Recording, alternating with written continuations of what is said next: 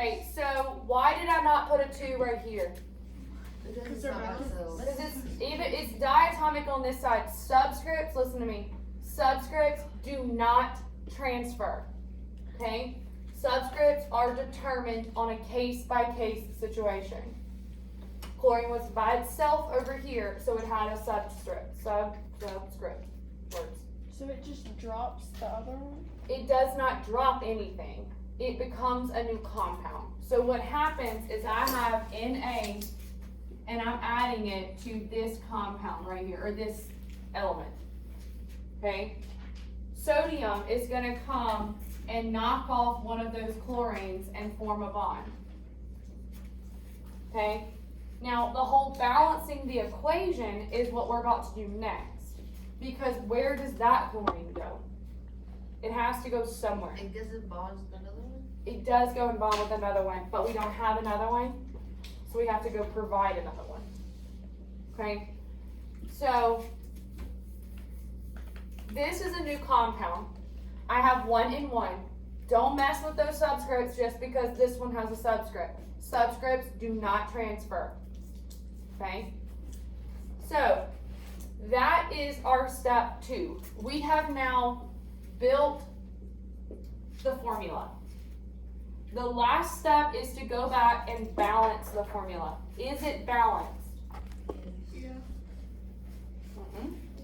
There's 2, 1 positive and a negative one. But that's the charge. This compound is balanced.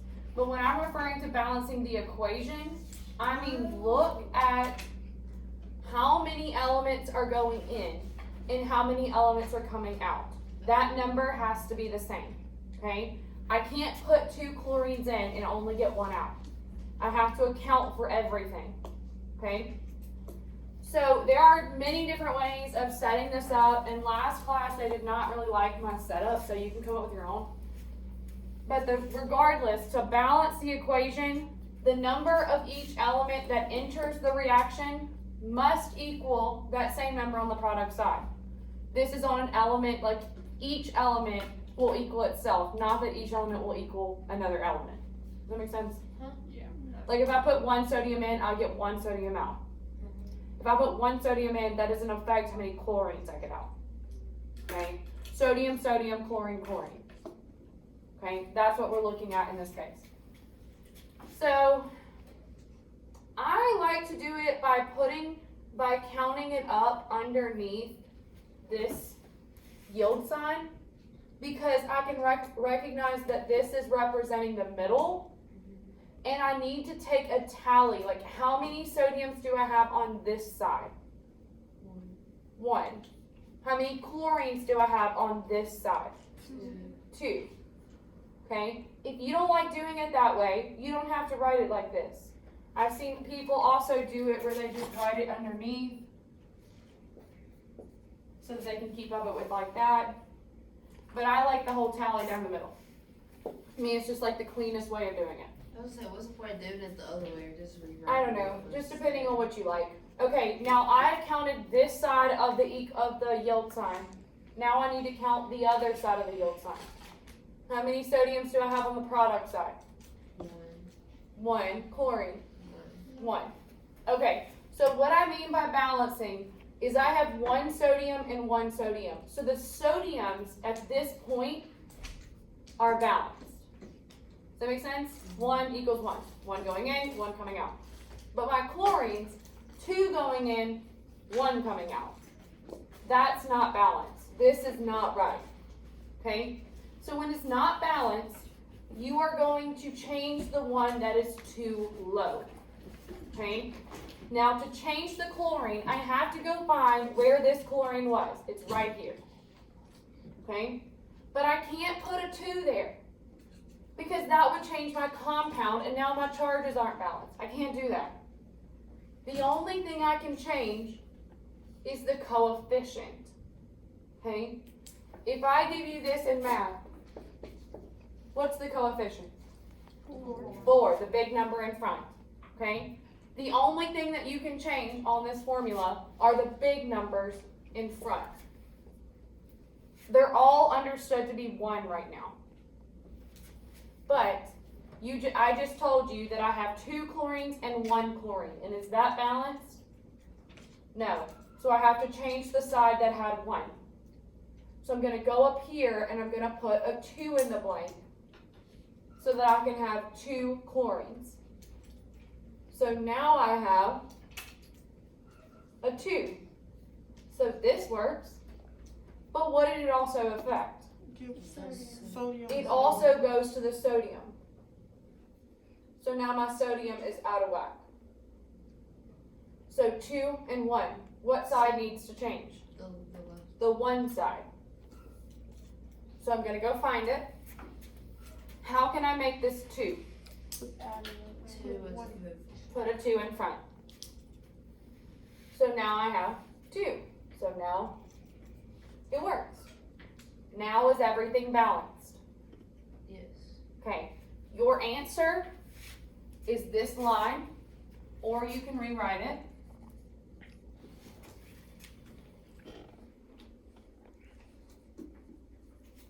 And then just look at it. Once you finish it, I want you to look at it. How many sodiums here? 2. How many on this side? 2. Sodium, check. How many chlorines here? 1. Oh, 2. 2. How many on this side? 2. Chlorine is checked. Everything's balanced. I'm done. So you said you can't change the subscript. Right. After I made them in green, I can't change them again. But you can change the coefficient. Yes, because the coefficient is like, so if this is the sodium and this is the sodium, I want 2 of them. So I put 2 in front and I'm gonna give you 2. But they mean the same thing. But the number on the back is saying that the 2 chlorines come together. So if I wanted more of these, I would have to get more of them. Like, and they would come in pairs already, okay? But the sodiums don't come in pairs. So putting the 2 in front just means I'm gonna take 1 and 2 and just give you 2. Okay, that makes sense. Does that make sense to everybody else? The 2 in front means that I have like a sodium, and to give you more than 1, I'm just gonna give you both of them separately. The 2 on back means that the 2 chlorines, I'll use different things, that you have 2 chlorines and they come as a pair. Okay, so these 2 chlorines, I can't just give you 1. I have to give you both at the same time. Now the chemical reaction is a breaking of bonds. Okay, so our product is a new formula where you have 1 chlorine and 1 sodium partnered together. Can I just give you 1 chlorine out of that package? No, this is now a group. To get more of these, I have to get a whole nother set of them. That's why I would put the number in front. Yeah. I know for this equation, both of them balance out, but if, you were given 2 elements and their charges didn't balance out, You would you have balance to it. make the charge balance out before you add one and Yes. one of them. And so when you put it, like when you do 2 elements to put into a compound, what you have to do, like the element and then it's a little number at the bottom to show how much it has to have. I'm about to show you with this one. Alright, let me keep my same colors the same. So I finished it in blue, I built it in green, I balanced it in pink. Huh? You don't like my colors? I could have picked like a better combo, really. The combo's ugly. That's okay. Alright, magnesium plus phosphorus. What type of reaction is this? Synthesis. So you're going to synthesize a compound. What's my compound? Magnesium. Magnesium.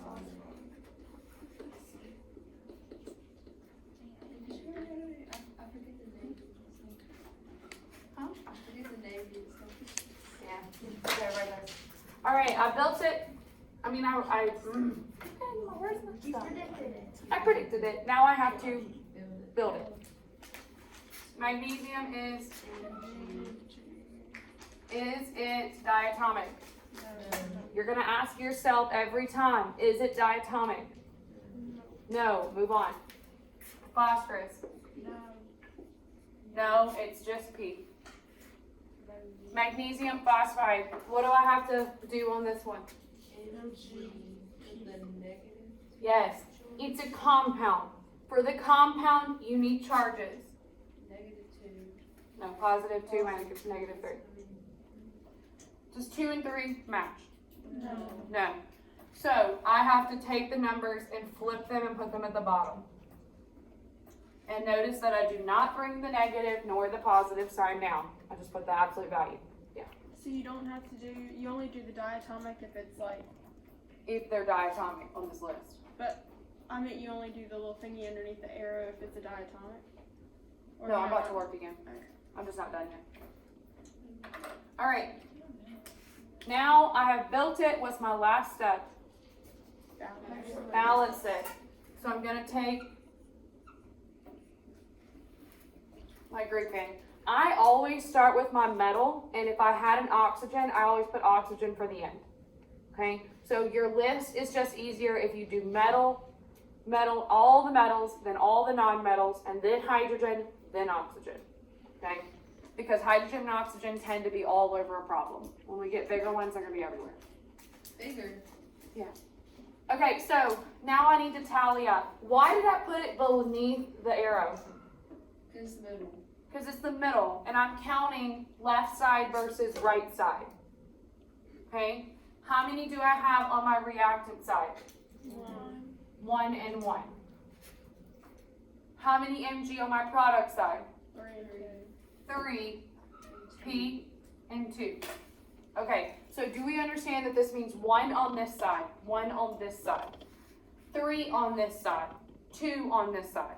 We are trying to get these numbers to equal. I don't care if these numbers equal. I care that these numbers equal, 1 and 3. Okay, so which one needs to change, 1 or 3? 1. So go find it. Can I change numbers here? No. No. I change numbers in front. What do I need to put here to equal 3? 3. A 3. So this is 3. 2. So now the P is not equal.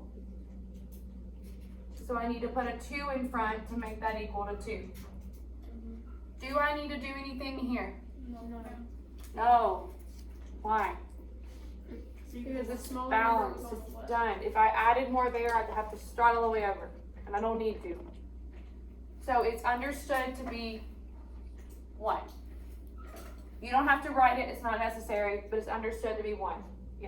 So if the smaller number's on the left, you change this side, but if it's on the right, you change that You side. always change the lower number. Wait, did you get the 1 from mine? Right here. Originally, this one? Yeah. It's just understood. Okay, so there's always gonna be. Like right here, all of them are considered to be 1. But I have to change these two to make them balance. So that means that the other one's still 1. So do we have to write the 1? Or do we No. just write it? So does it, magnesium and phosphorus, those don't have to equal, No. Magnesium doesn't have to equal phosphorus. they just have to equal on both sides? Equal each other, yeah. Like magnesium has to equal magnesium. So Okay. when would you change it in the compound? On bigger problems or when you have a diatomic. When you need to. When you can't just make 3 and 3 equal. So Like what if this would had you been, do? like for instance, if this had been a 2, I would have to increase them both to 6. That's the only way that they could become equal. The goal is to find the nearest, what is it, lowest common multiplier factor? Greatest common factor. Greatest common factor and least common multiple. You just make up words? Yeah. That's okay. Okay, let's do the next one and then y'all can work by yourself on your homework. Okay, next is sulfur plus aluminum. What is my prediction? Aluminum sulfide.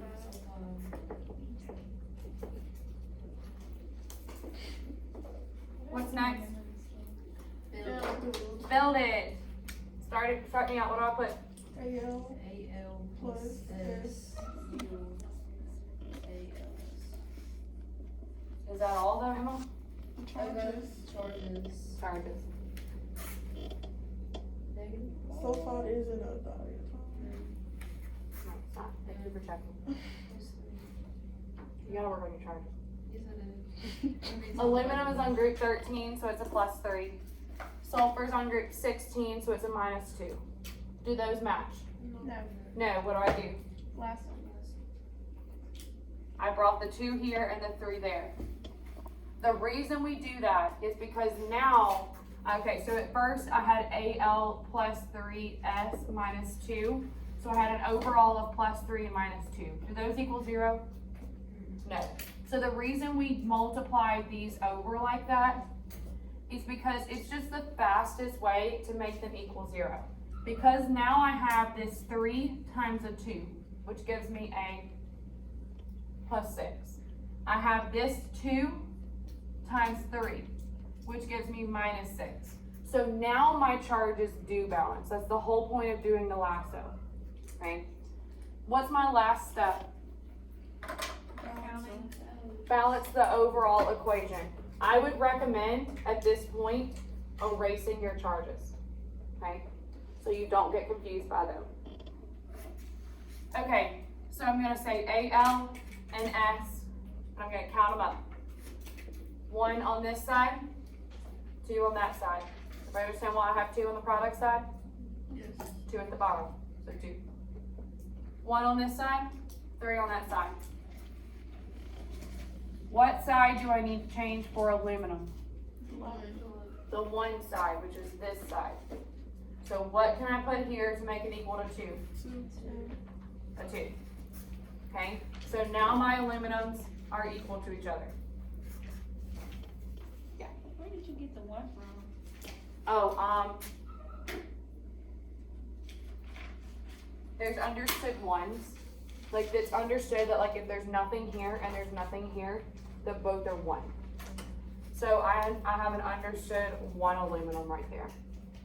So I need it to be 2, so I put a 2 in front.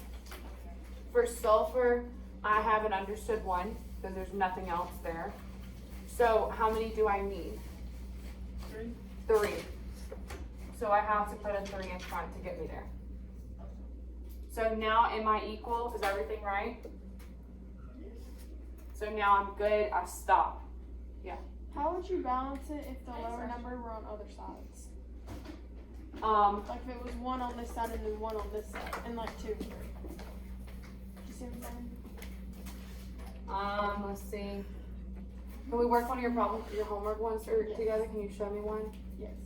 Read me the one, you said you want more than 1 on this side and you want less on that side, more on this side?